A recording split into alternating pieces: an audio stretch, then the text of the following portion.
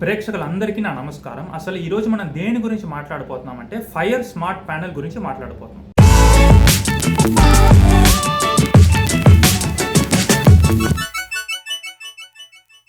అసలు fire smart panel అంటే ఏంటి అంటే it is not a fire proof panel, it is a fire retardant panel.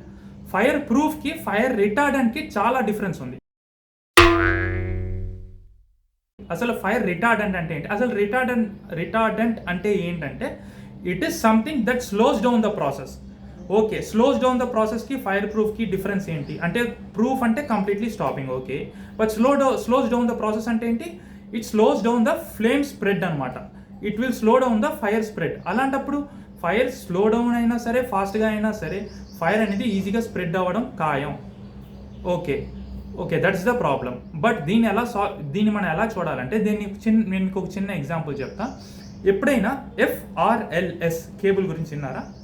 FRLS అంటే flame retardant లో smoke cable అనమాట. ఫ్లేమ్ రిటార్డెంట్ లో స్మోక్ కేబుల్ అంటే ఫ్లేమ్ రిటార్డెంట్ లో స్మోక్ కేబుల్ అంటే ఏంటంటే ఒకవేళ మీ ఇంట్లో ఎలక్ట్రిక్ వైర్స్కి షార్ట్ సర్క్యూట్ అయ్యి వైర్స్ అన్ని కాలిపోయినాయి అనుకోండి, అప్పుడు మీరు ఏం చేస్తారు? Because of short circuit wires అని కాలిపోయినాయి, ఇంట్లో అంతా ఫైర్ అయిపోయిందని చెప్పి మీరు బయటికి వెళ్ళడానికి ట్రై చేస్తుంటారు. అప్పుడు ఫుల్ ఆఫ్ స్మోక్ వచ్చేసింది, మనకి ఫుల్ ఎక్కువ స్మోక్ వచ్చేస్తే మనం ఫర్ ఎగ్జాంపుల్ ఇల్లు అంటే మనకు ఒక చిన్న place, but it's a commercial space. మనం ఎలా బయటికి వెళ్తాం? అప్పుడే మనం ఫ్లేమ్ రిటార్డెంట్ లో స్మోక్ కేబుల్స్ అనేది వాడతాం.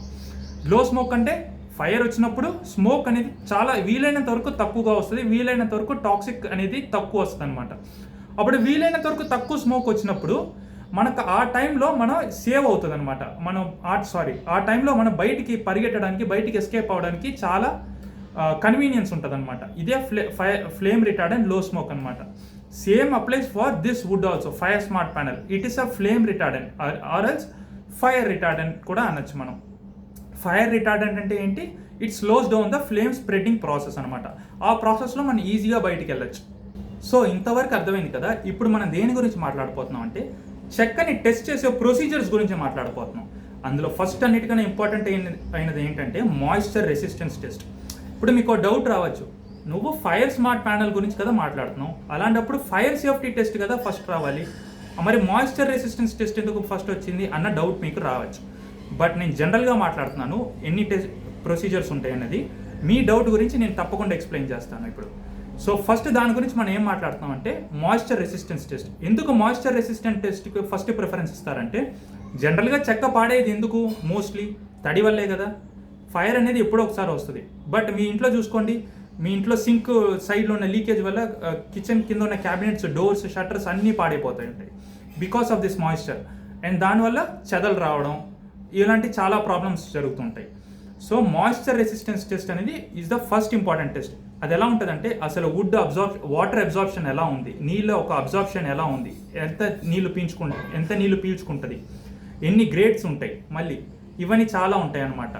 మళ్ళీ దానివల్ల ఇప్పుడు తడి పీల్చుకున్న వల్ల వుడ్ స్ట్రెంగ్త్ అనేది ఎంతవరకు కోల్పోతుంటుంది, ఇలాంటివి చాలా ఉంటాయి అన్నమాట.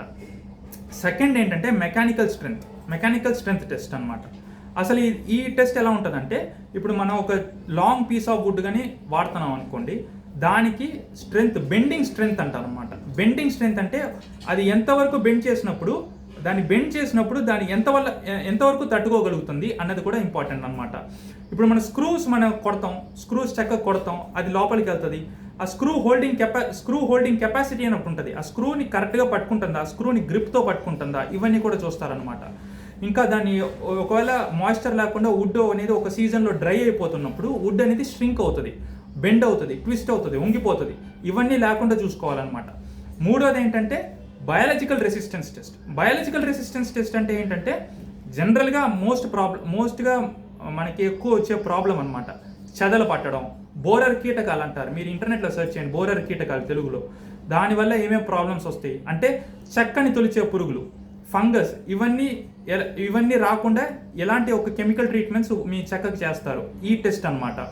ఫోర్త్ ఏంటంటే ఫైర్ టెస్ట్ అంటే ఇంతకుముందు నేను చెప్పినట్టు ఫైర్ అనేది ఎంత ఫాస్ట్గా స్ప్రెడ్ అవుతుంది, ఎంత స్లోగా స్ప్రెడ్ అవుతుంది, ఒక టైంలో ఎంత దూరం స్ప్రెడ్ అవుతుంది, ఒక టైంలో ఎంత ఫాస్ట్గా స్ప్రెడ్ అవుతుంది, ఎంత స్లోగా స్ప్రెడ్ అవుతుంది. ఇంతకుముందు నేను చెప్పినట్టు ఫైర్ రిటార్డెన్సీ దాని గురించి అదొక టెస్ట్ అనమాట. ఇంకోటి ఏంటంటే సర్ఫేస్ అండ్ ఫినిషింగ్ టెస్ట్ అంటే ఏంటంటే చిన్న ఎగ్జాంపుల్ చెప్తాను. ఇప్పుడు ఒక సెలోటేప్ తీసుకున్నారు, ఒక సర్ఫేస్ పైన వేసి అతికిచ్చారు, అది అతుక్కుంటుంది, బట్ అన్ని సర్ఫేస్ పైన అతుక్కోదు కదా.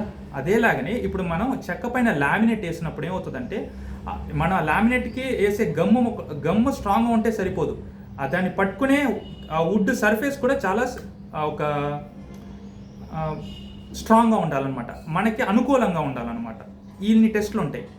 బట్ ఫైర్ స్మార్ట్ ప్యానెల్లో మాయిశ్చర్ రెసిస్టెన్స్ టెస్ట్ అనేది ఫస్ట్ ప్రిఫరెన్స్ కాదు, ఫైర్ సేఫ్టీ టెస్ట్ అనేది దాని ఒక ప్రిఫరెన్సే ఫస్ట్. బికాస్ ఎందుకు అని చెప్తున్నానంటే మనకి ప్రాణం అనేది చాలా ఇంపార్టెంట్, ఆ తర్వాతే మనకి రిపేర్స్ కానీ అందం కానీ ఇవన్నీ అనమాట.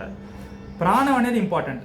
సో మీరు కమర్షియల్ స్పేస్కి వెళ్ళండి, ఏదైనా పబ్లిక్ స్పేస్కి వెళ్ళండి, అక్కడ వాళ్ళు వాడేది ఏంటంటే ఫైర్ సేఫ్టీ ప్యానెల్సే, ఫైర్ స్మార్ట్ ప్యానెల్స్కే ఫస్ట్ ప్రిఫరెన్స్ ఇస్తారు, ఇవ్వాలి కూడా. ఒకవేళ ఇవ్వకపోయినా కూడా బడ్జెట్ గురించి ఆలోచించుకుని అలా అంతా చేయకూడదు, ఫైర్ స్మార్ట్ ప్యానెల్స్కే ఫస్ట్ ప్రిఫరెన్స్ ఇవ్వాలి.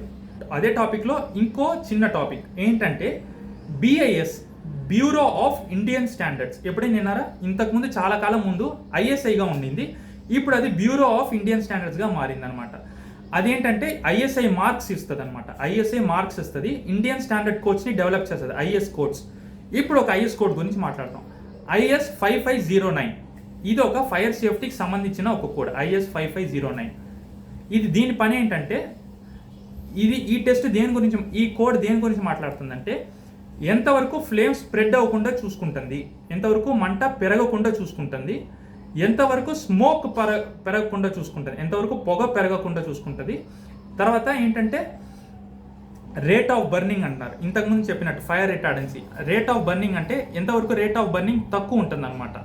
దాని గురించి అంటే ఏంటి, ఆ మంట అనేది ఎంత దూరం స్ప్రెడ్ అవుతుంది దాని గురించి మాట్లాడుతుంది. రేట్ ఆఫ్ బర్నింగ్ అనేది ఎంతవరకు స్ప్రెడ్ అవుతుంది, ఎంతసేపుల్లో స్ప్రెడ్ అవుతుంది.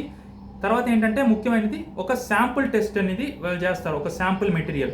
ఆ శాంపుల్ మెటీరియల్ అనేది ఎంతవరకు డ్యామేజ్ అయింది, ఇది ఇంపార్టెంట్ అనమాట.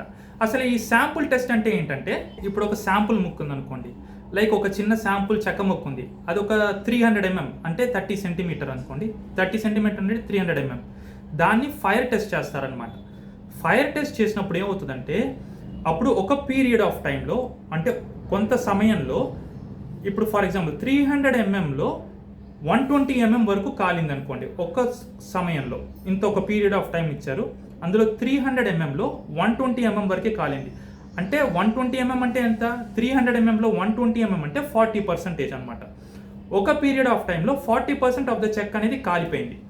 దానివల్ల చెక్క కాలిపోవడం వల్ల ఇప్పుడు 40% అంటే ఏమంటున్నారంటే ఆ 40% అంటే దానికి అర్థం ఏంటంటే ఇది అనేది ఫైర్ రెసిస్టెన్స్ అనేది చాలా తక్కువ ఉంది, ఇది అంత మంచిది కాదంటున్నారు. ఒకవేళ 10 to 20 అదే టైంలో 10 to 20% కాలింది అనుకోండి, ఫైర్ రెసిస్టెన్స్ అనేది ఎక్కువ ఉంది అని అంటున్నారు. అది ఒక అర్థం అనమాట. ఈ పర్సంటేజ్ని బట్టి చెప్తారనమాట. ఒకవేళ అది ఫైర్ బర్న్ట్ లెంత్ అంటే చెక్క కాలిపోయిన దాని ఒక కొలత, ఇప్పుడు ఇంత లెంత్ ఉందనుకోండి, దాని కాలిన కొలత ఇంతే ఉందనుకోండి ఒక సమయంలో, అది మంచి చెక్క కాదంటారు. ఒకవేళ దాని కాలిన కొలత ఇంతే ఉందనుకోండి, అది మంచి చెక్క అంటారు. ఇలా చాలా టెస్ట్లు ఉన్నాయి అనమాట. ఒకవేళ అది ఇంకా కాలుతుందా, దానంతటా అదే చల్లారుతుందా, ఇలా చాలా రకాల టెస్ట్లు ఉన్నాయి అనమాట. మీకు డౌట్ రావచ్చు, అసలు ఫైర్కి ఫస్ట్ ప్రిఫరెన్స్ ఇస్తారా, వాటర్కి ఫస్ట్ ప్రిఫరెన్స్ ఇస్తారా అంటే దానికి నేను ఒక ఆన్సర్ చెప్తాను. అసలు మాయిశ్చర్ రెసిస్టెంట్ గ్రేడ్స్లో 3 ఇంపార్టెంట్ గ్రేడ్స్ ఉంటాయి చెక్కకి. ఒకటి MR, BWR, BWP. ఇది చెక్క గురించి తెలిసిన వాళ్ళు అందరికీ తెలుసు అనమాట. MR అంటే మాయిశ్చర్ రెసిస్టెన్స్, BWR అంటే బాయిలింగ్ వాటర్ రెసిస్టెన్స్, BWP అంటే బాయిలింగ్ వాటర్ ప్రూఫ్. అన్నిటికన్నా పవర్ ఎక్కువ దేనికంటే BWPకే ఉంటుంది. ఇదే గ్రేడ్స్లో మళ్ళీ ఫైర్ సేఫ్టీ ఒక కాన్సెప్ట్ని కూడా ఇంక్లూడ్ చేయొచ్చా అంటే తప్పకుండా ఇంక్లూడ్ చేయొచ్చు. దాని గురించి ఈ 3 గ్రేడ్స్ గురించి మాట్లాడాను కదా, MR, BWR, BWP. దీని గురించి సపరేట్గా ఇంకో వీడియోలో మాట్లాడతాం. బట్ స్టిల్ ఈ ఫైర్ సేఫ్టీ కాన్సెప్ట్ అనేది ఈ మాయిశ్చర్ రెసిస్టెంట్ గ్రేడ్స్లో కూడా ఇంక్లూడ్ చేయొచ్చు, తప్పులేదు. కానీ ఫస్ట్ ప్రిఫరెన్స్ దేనికంటే 2 ఎగ్జాంపుల్స్ చెప్తా. ఇప్పుడు కిచెన్ ఉందనుకోండి, కిచెన్లో దేనికి ఎక్కువ ఇంపార్టెన్స్ ఇస్తారంటే ఒకవేళ ఫైర్ యాక్సిడెంట్ అయిందనుకోండి అప్పుడు ఫైర్ కాలిపోకుండా ఉండాలి. ఒకవేళ వాటర్ లీకేజ్ అయిందనుకోండి మాయిశ్చర్ వల్ల చెక్క డ్యామేజ్ అవ్వకుండా కూడా ఉండాలి. సో రెండింటికి ఇంపార్టెన్స్ ఇస్తారు. సెకండ్ ఎగ్జాంపుల్, ఒక ఎలక్ట్రికల్ రూమ్ ఉందనుకోండి, ఆ ఎలక్ట్రికల్ రూమ్లో దేనికి ఎక్కువ ఇంపార్టెన్స్ ఇవ్వాలి? మాయిశ్చర్కి ఎక్కువ ఇంపార్టెన్స్ ఇవ్వాలా, ఫైర్ సేఫ్టీకి ఎక్కువ ఇంపార్టెన్స్ ఇవ్వాలంటే తప్పకుండా ఫైర్ సేఫ్టీకే ఎక్కువ ఇంపార్టెన్స్ ఇవ్వాలి. బికాస్ ఎలక్ట్రికల్ రూమ్లో కాలిపోయి పేలిపోవడానికి, మంట స్ప్రెడ్ అవ్వడానికి చాలా ఛాన్సెస్ ఉంది. సో అక్కడ ఫైర్ స్మార్ట్ ప్యానెల్స్కి ఎక్కువ ఇంపార్టెన్స్ ఇవ్వాలన్నమాట. సో ఇంత తెలుసుకున్నారు కదా. ఇప్పుడు నేను మీ గురించి ఎంత చెప్పినా ఫైర్ స్మార్ట్ ప్యానెల్స్ గురించి చెప్పింది నేను కొంచెమే. ఫైర్ స్మార్ట్ ప్యానెల్స్ గురించి మనం ఇంకా చాలా పార్ట్ 2, పార్ట్ 3 అని చాలా తెలుసుకుందాం. ఓకేనా? సో ఈ వీడియో మీకు నచ్చిందనే అనుకుంటున్నాను, బాగా యూస్ఫుల్గా ఉందని అనుకుంటున్నాను. సో ఇలాంటి వీడియోస్ మీరు చాలా చూడాలి అని అనుకుంటే తప్పకుండా మన ఛానల్ని సబ్స్క్రైబ్ చేసుకోండి. మీకు నచ్చితేనే సబ్స్క్రైబ్ చేసుకోండి, లేదంటే లేదు. ఎటువంటి బలవంతం లేదు. ఇంకో వీడియోలో చూద్దాం. Thank you.